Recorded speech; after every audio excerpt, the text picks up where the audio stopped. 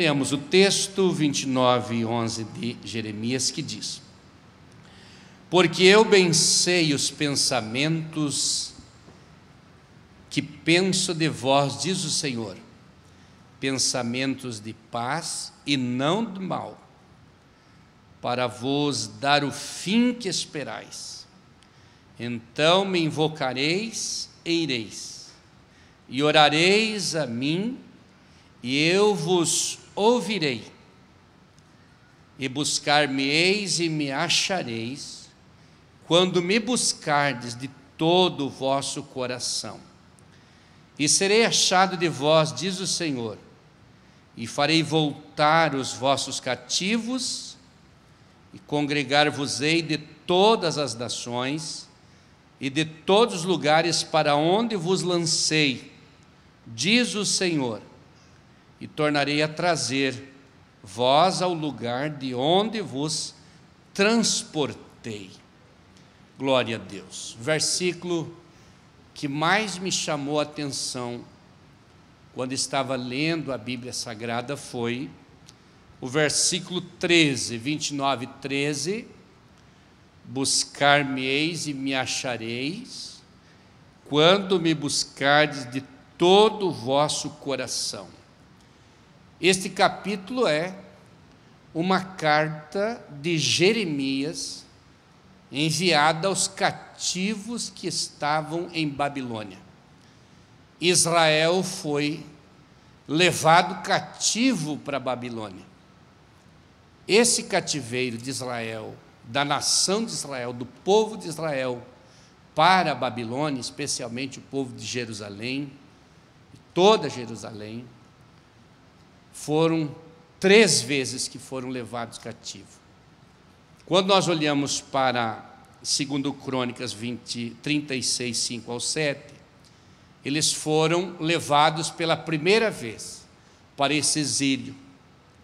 E nesta primeira leva foram levados os nobres, porque o objetivo do inimigo, o objetivo das nações inimigas, quando escravizavam Israel, era enfraquecer em tudo que Israel tinha de bom, de melhor, de força em todas as áreas. Nesta primeira leva foram levados os nobres. Foi exatamente nesta época que foi levado Daniel, Ananias, Misael e Azarias. Foi nesta leva primeira também que foram levados os príncipes da nação de Israel para o cativeiro. Foram levados os homens sábios de Israel para o cativeiro. Foram levados os profissionais de Israel para o cativeiro, os pedreiros, os carpinteiros, os ferreiros. Foram levados os nobres, todas as pessoas que representavam na nação de Israel, todas as pessoas que influenciavam, que criavam as opiniões e que direcionavam o povo, e que ensinavam o povo, que tinham um governo, e que trabalhavam profissionalmente, foram levados. Esta foi a primeira leva. E ficaram ali já alguns outros, mais enfraquecidos e tal. Mas isso foi no ano, dá para nós vermos aqui, no ano 605 a.C., primeira leva.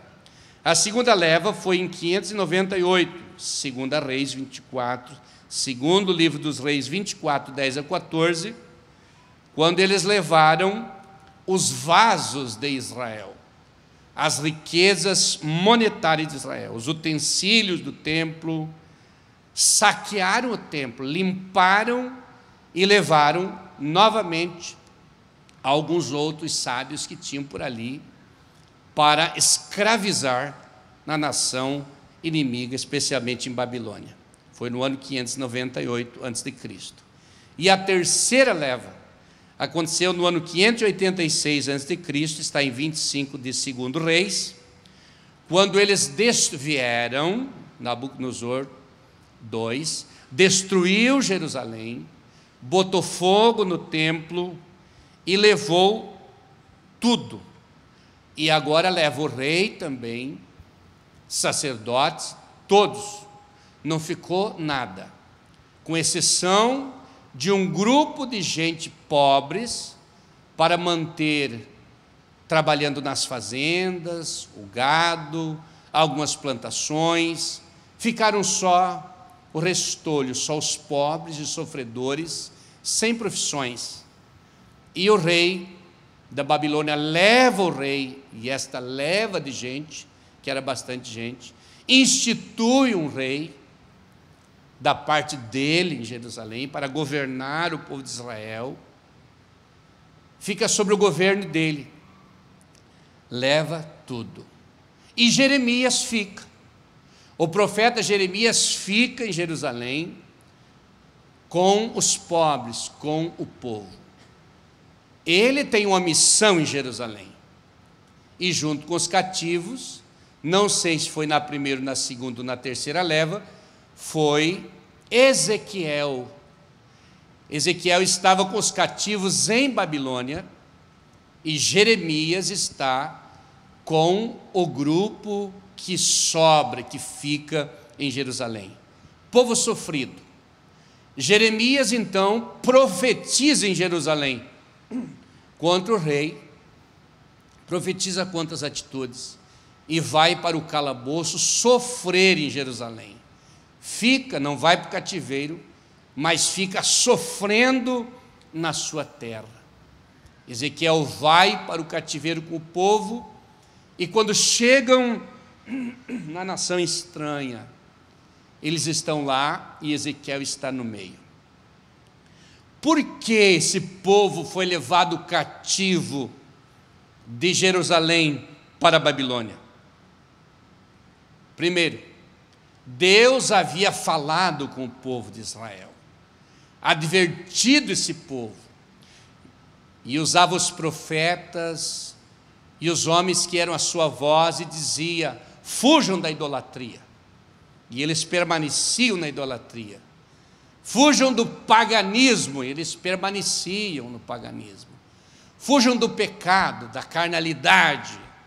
Saiam desse pantanal de pecados. E eles riam, e eles não levavam a sério. E Deus foi falando por muitos e muitos anos, usando muitas pessoas que eram os seus instrumentos, e como eles não ouviram, não aceitaram os chamados de Deus, as correções e os conselhos de Deus, Deus então mandou para lá. Por quê? Eles não souberam aproveitar a liberdade que tinham na sua terra. Na sua terra tinham liberdade, na sua terra estavam livres, na sua terra desfrutavam de tudo que era bom e, acima de tudo, do livre-arbítrio. Não souberam administrar a liberdade, pecaram inúmeras vezes, viraram as costas para o seu Deus, e o seu Deus então os entregou para serem escravos e irem para o cativeiro. Quando nós olhamos para isso, nós entendemos que Deus permite que vão para o cativeiro como uma espécie de correção, como uma espécie de doutrina para eles, de disciplina para eles serem levados ao cativeiro, esta correção. Deus queria curar a nação que estava enferma, com enfermidade espiritual. Deus queria governar essa nação. E para curar, às vezes Ele usa um remédio. O remédio da palavra, o remédio da correção verbal, fala, mas às vezes Ele usa castigo. E quando nós olhamos para o contexto dessa situação, este povo, Deus fala para eles, não ouvem. Deus faz de tudo e eles não aceitam.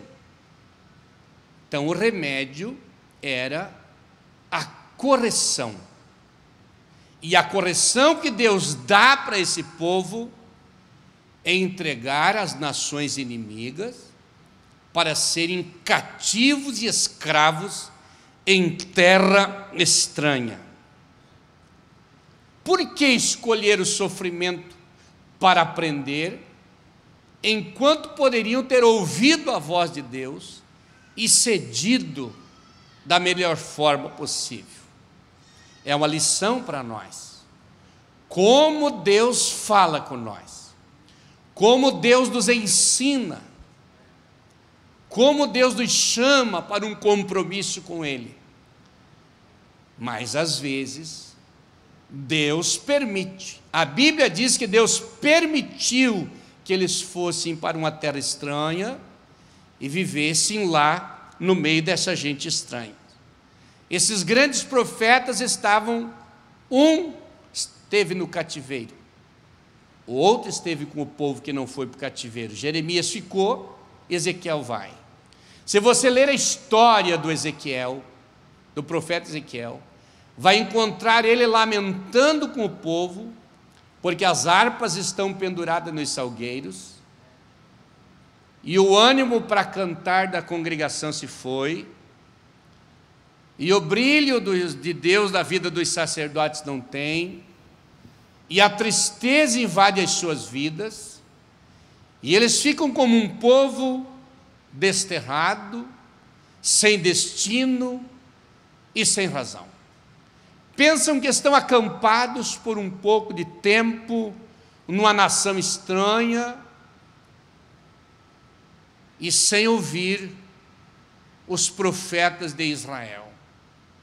Ali está o Ezequiel com eles, nas margens do rio Quebar, e a tristeza está com eles, mas na alma deles e na mente entra uma falsa segurança. Por pouco tempo, e logo vai terminar esse tempo em Babilônia.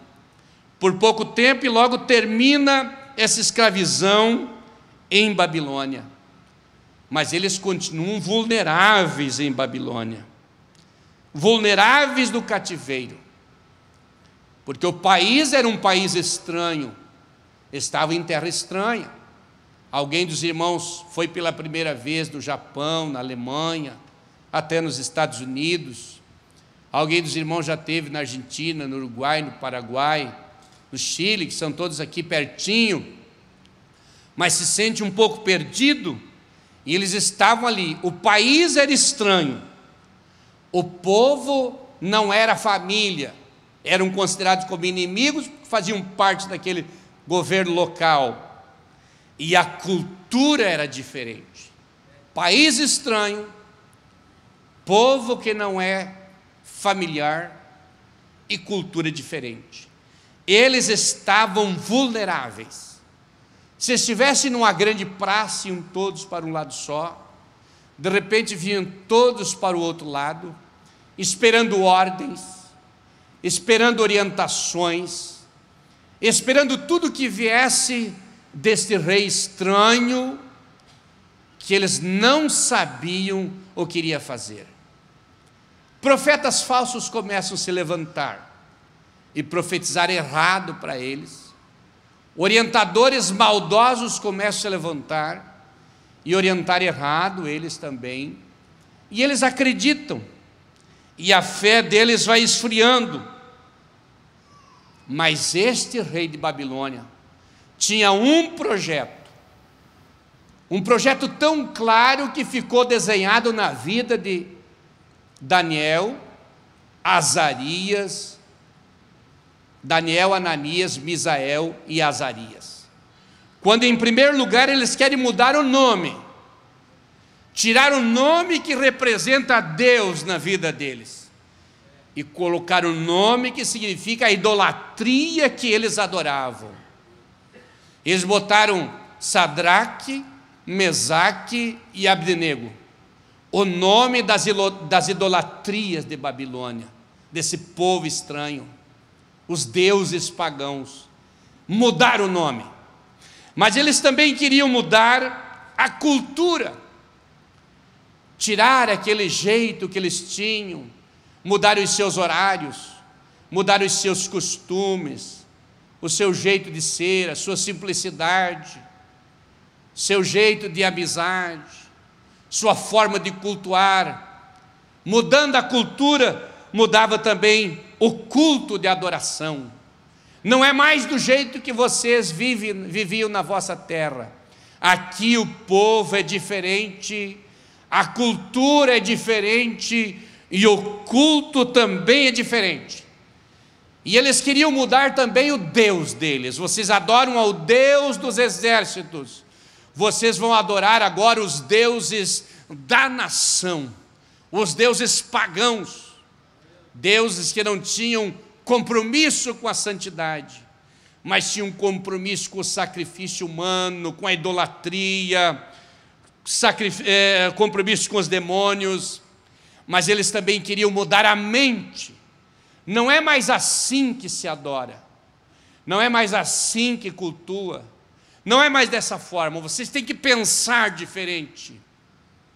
E o povo, com essa falsa esperança que tudo vai terminar, eles se prendem nesta falsa adoração, nesses falsos profetas, e aguardam que alguma coisa vai acontecer. Mas há um caos na vida dos cativos, há um caos na vida dos presidiários em massa, porque ali estavam sofrendo, sem saber para onde ir e sem saber o que fazer. Mas exatamente nesse momento, que o grande profeta Jeremias, que fica na sua terra, escreve uma carta, e está escrito desde o versículo 1, como Jeremias escreve a carta para orientar o povo no cativeiro. E o Jeremias orienta em primeiro lugar: é da vontade de Deus de vocês estarem aí. Em primeiro lugar, vocês precisam aceitar a correção. Em primeiro lugar, vocês precisam aceitar que Deus permitiu o deserto na vida de vocês, Deus permitiu uma prisão em massa na vida de vocês, Deus permitiu o cativeiro para trabalhar nas vossas vidas, para mudar as vossas vidas, para transformar as vossas vidas. Jeremias queria dizer: é da vontade de Deus. Foi Deus que permitiu. Mas Jeremias também queria corrigir outra coisa, que nós chamamos de tempo. Enquanto eles pensavam que já iriam voltar, e tudo voltaria normal, o profeta Jeremias chega e diz: vocês ficarão aqui por 70 anos. Vocês estão aqui pensando que logo vão sair do sofrimento, mas tem 70 anos para vocês ficar aqui. E depois a tragédia vai mudar. Jeremias quis dizer: vocês precisam se refazer no cativeiro, mas trabalhar da mesma forma. No sofrimento, lutar da mesma forma. Estão em prova, mas lutem. Estão em prova, mas trabalhem.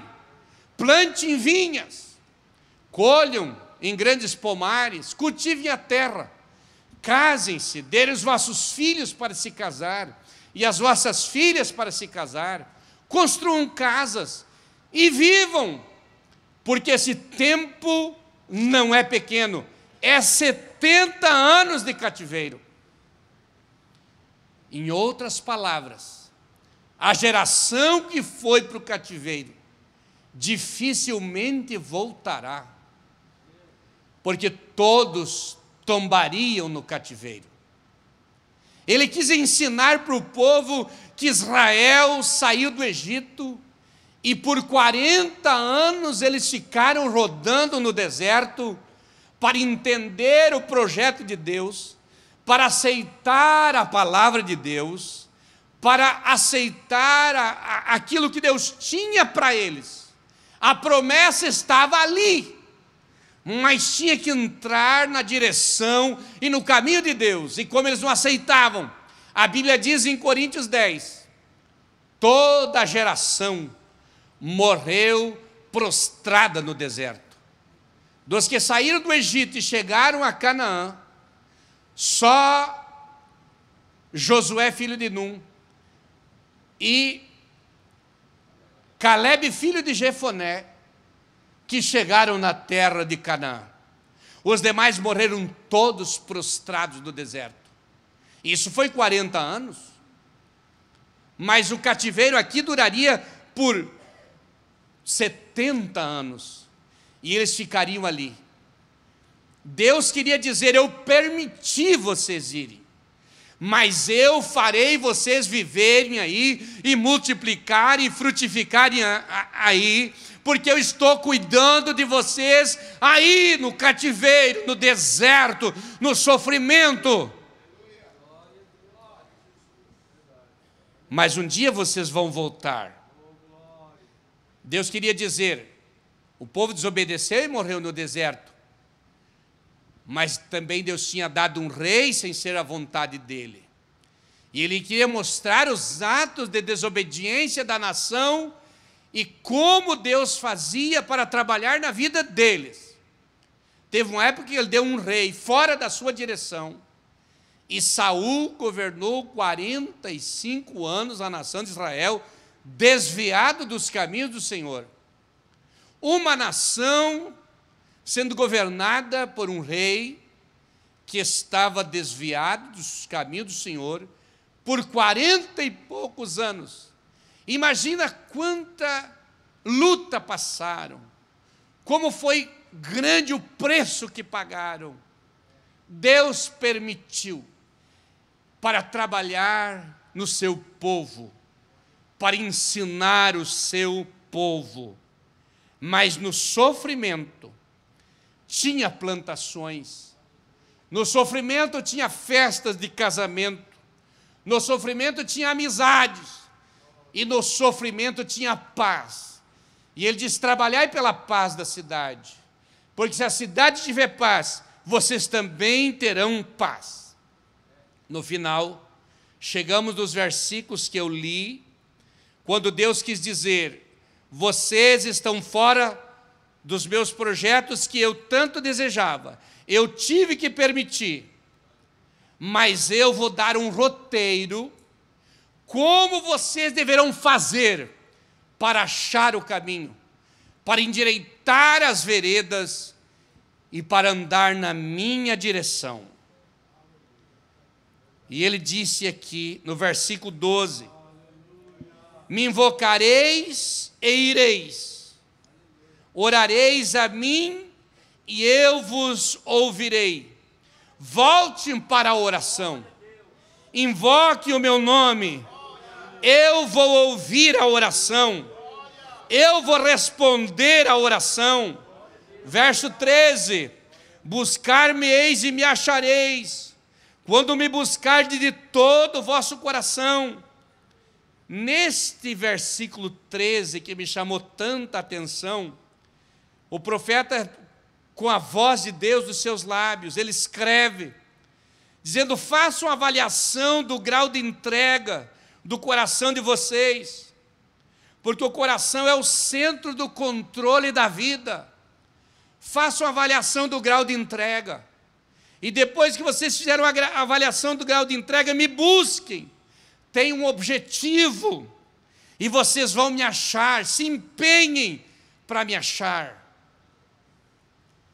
E ele novamente trabalha, e a Bíblia diz depois que o Daniel, já velhinho, ele ora a Deus, quando vê pelo livro profético, pela profecia, já está vencendo o tempo que o profeta Jeremias tinha dito, para voltar do cativeiro, ele vai orar a Deus, para que Deus cumpra a sua palavra.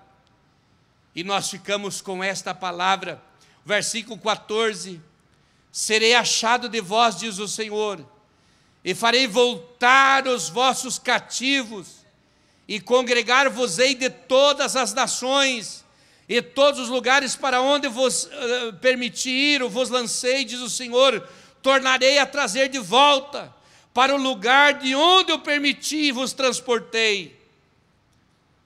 O objetivo do povo subir os seus pensamentos a Deus era buscar a Deus de verdade.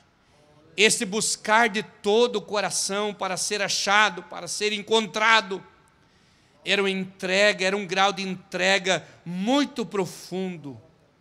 O grau de entrega que eu e você fizemos na oração. Quando Deus nos chama para nos entregar para Ele na oração, vai definir a nossa resposta. Para a igreja do Senhor debaixo da graça, não precisa Deus permitir o cativeiro. Esse mundo é um campo de guerra. As lutas são inúmeras. Nós estamos aqui, ficaremos aqui até a hora da nossa chamada. Para alguns, Deus está nos ensinando com palavras. Para outros, Deus está nos ensinando com um remédio. E para alguns, Deus está permitindo o deserto. Deus está permitindo um cativeiro, uma espécie de cativeiro, para trabalhar na vida da pessoa. Eu sempre orei e quero que a igreja também aprenda esta verdade. Deus, eu quero que o Senhor fale comigo.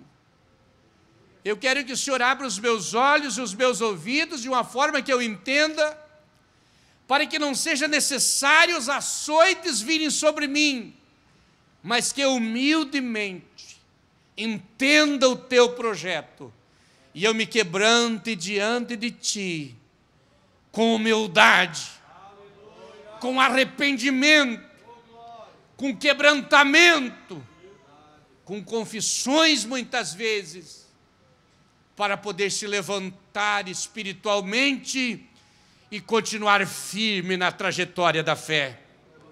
É tão verdade isso que o rei Davi, no Salmo 63:1, ele orou com sinceridade. A oração não é uma verbalização.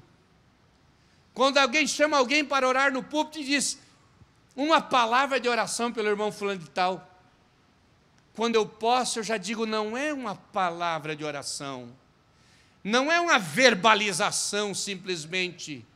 Oração é um clamor a Deus. Quando eu vou orar a Deus, eu tenho que levar a sério a minha oração. Eu tenho que buscar a Deus de coração. O salmista Davi orou com sinceridade. Deus está nos ensinando a ir aos seus pés com sinceridade. Chegou um dia que Jesus falou para um grupo e ele disse: povo, honra-me com seus lábios, mas o seu coração está longe de mim. Ele está citando um texto do Velho Testamento, falando exatamente sobre a desobediência da nação de Israel. Mas quando você olha para o rei Davi, no Salmo 55, versículo 17, a Bíblia diz que o Davi disse: de tarde e de manhã, e ao meio-dia, eu orarei e clamarei, e o Senhor ouvirá a minha voz. 3 vezes Davi orava por dia. Nós, às vezes, oramos uma vez só. E alguns de nós não oram quase nada. Mas ao dobrar os seus joelhos, com sinceridade, abre o coração para Deus. A Bíblia diz: buscai o Senhor enquanto se pode achar, invocai-o enquanto está perto. No capítulo 6, versículo 10 do livro do profeta Daniel, a Bíblia diz que Daniel 3 vezes ao dia entrava no seu quarto e abria a janela para as bandas de Jerusalém e orava ao seu Deus e suplicava e clamava como antes costumava fazer. A Bíblia diz que o Senhor Jesus Cristo, em Mateus 26, 36 a 44, ele ora uma vez com os seus discípulos. Ora a segunda vez com os seus discípulos. Não junto, um pouquinho longe. e na terceira vez ele volta e eles continuam dormindo.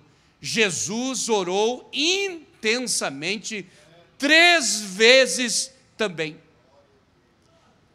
E eu cito o Salmo 32 e o versículo 6, que a Bíblia diz que nós devemos orar a Deus a tempo de poder achá-lo. Orar a tempo de poder achar Deus. Deus quer nos livrar do cativeiro. Deus quer nos livrar de sofrimentos. Deus quer nos livrar de lutas e angústias. E a única coisa que Ele pede para nós é que nós assumamos um compromisso com Ele, de estar na presença dEle. Ele dá esse caminho para o povo, Ele dá essa dica para o povo: invocareis o meu nome e eu ouvirei, buscar-me-eis e achareis, quando buscar de todo o coração, sereis achado de vós, e farei voltar do cativeiro, e congregarei as nações, e de todos os lugares de onde vocês foram cativos, eu trarei para o lugar de onde eu vos transportei. Deus está falando com nós dessa noite, que há um sofrimento que foi provocado por alguma coisa, há uma luta que foi buscado por alguma razão, e não tem nada que resista à bênção, se voltar e buscar o Senhor. Não tem nada que segure essa tranqueira, se voltar e buscar o Senhor. Você tem lutado, você tem trabalhado, você tem feito tantas coisas boas, mas você está no cativeiro.